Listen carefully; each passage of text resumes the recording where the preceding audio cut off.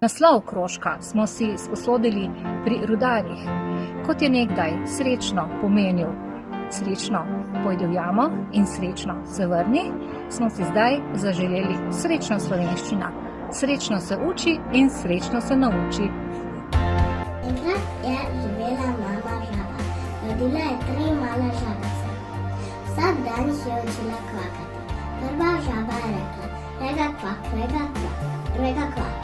Druga žaba pa je rekla, kvak, rega. Tretja žaba pa je rekla, hav, mijav in zapela. Ram pa tam, tam. Udeleženci študijskega krožka Srečna slovenščina so priseljenci in prihajajo iz južnoslovanskega govornega območja. Kmete je obeležje, ki je postavljeno v spomine na generacije rudarjev. Visok je 8 metrov in je izdelan iz jamskega železa. Izdelal ga je akademski kipar Zoran Poznič.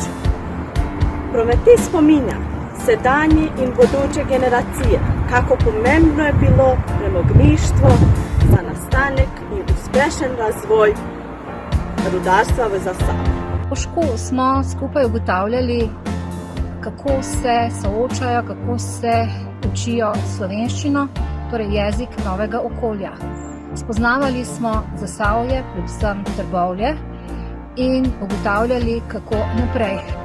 Delo rudarja je bilo tako težko in nevarno.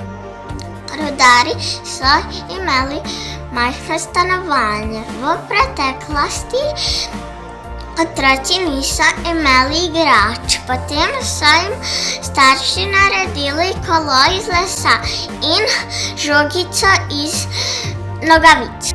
Študijski krožki so neformalna oblika izobraževanja na Zasavski ljudski univerzi. Veseli nas, da smo v letošnjem letu uspeli pridobiti krožek Srečno slovenščino. V Zasavju je namreč porast priseljevanja tujcev in stiske teh priseljencev so precejšnje, zlasti žensk in otrok.